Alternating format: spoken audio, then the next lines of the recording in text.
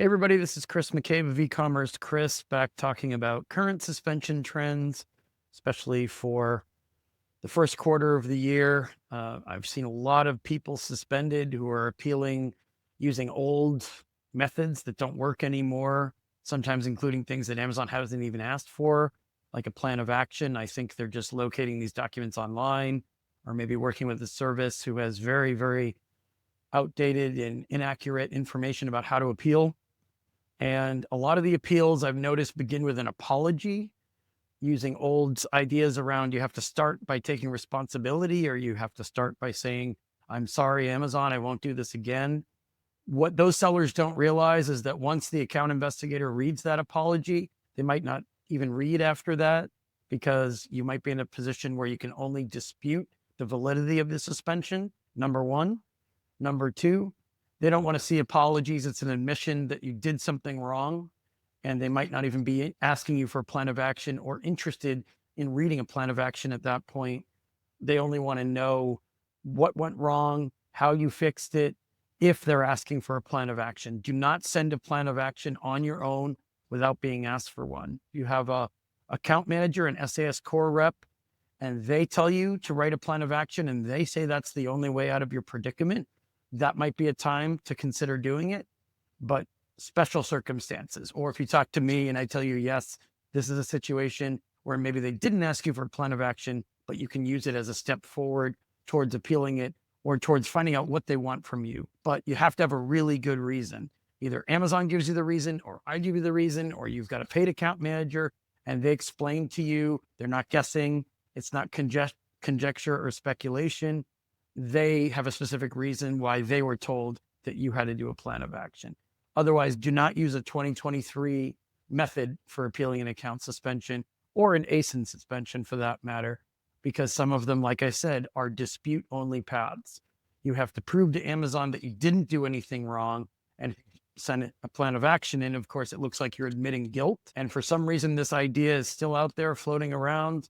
Again, I think it's some ill-trained or uneducated lawyers who are telling people, hey, you should do this just to get through the problem and just to tell them what they want to hear. It's the opposite of the truth. Amazon doesn't want to hear an apology, and they don't want you taking responsibility, especially if it's something you shouldn't be taking responsibility for, or if Amazon investigators inaccurately suspended you. Of course, that's a dispute, and a dispute has nothing to do with a plan of action. A three-part plan of action is tantamount to an admission of guilt, saying you're sorry, taking responsibility, saying it's a problem that you've acknowledged, telling them how you'll improve it, how you're going to fix it, which all of that has nothing to do with disputing the validity of the suspension in the first place. I can't tell you how many sellers I've talked to who said, well, we did a POA because we didn't know any other way to do it.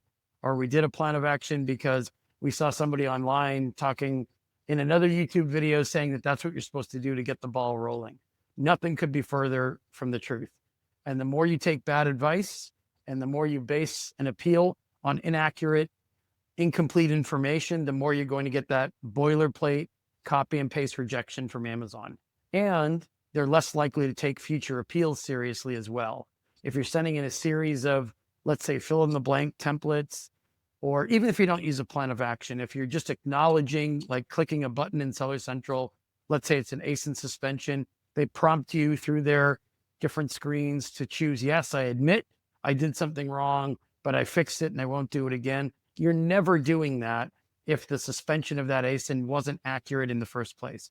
If Amazon made a mistake in their investigative process, or if it's a technical problem and it wasn't a human being making a manual error, but it was a glitch that resulted in the wrong message being sent to you or the ASIN being taken down, those are disputes.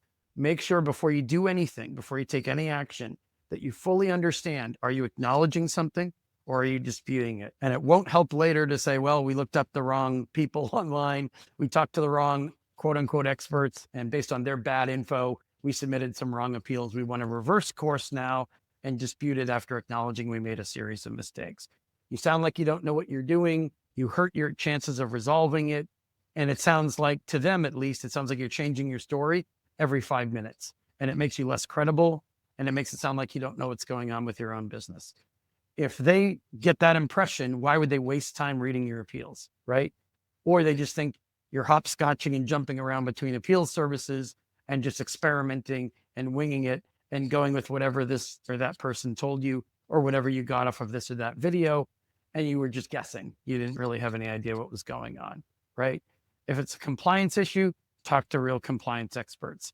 Don't just open random seller support cases, hoping that Amazon will come back to you with a specific message about what exactly they want in the appeal. Figure out what exactly Amazon wants before you appeal to the greatest extent that you possibly can. I understand that's not always possible. I understand they're going to send you generic messaging that might confuse you. It doesn't mean you have to rashly start appealing with whatever you can get your hands on at that given moment. Don't succumb to whatever panic you are feeling, because panic will only make it worse. And in all likelihood, you won't get great intel or great information when you call account help, when you call in or message back with seller support. Any info that they give you will be generic in nature. It might not even be accurate in nature. Fact check it, double check it again with somebody who's got some expertise, with somebody who worked on those teams previously, or with other teams within Amazon if you're not sure of the validity of the information they're giving you.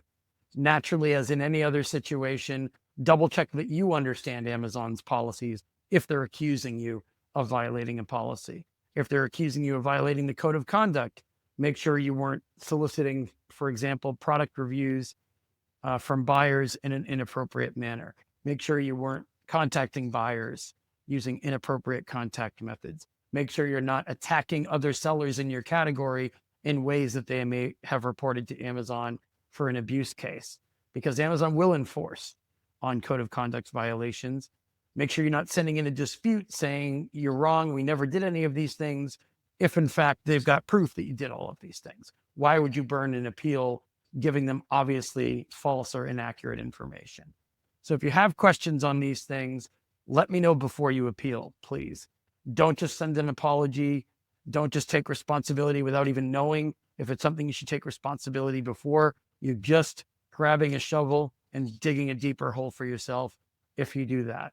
And what prompted this video and these comments from me today is primarily the fact that I've heard from numerous sellers who seem like they're getting worse at this stuff, not better at it with the passage of time, and they're creating more headaches and more problems for themselves because they're consistently changing their story.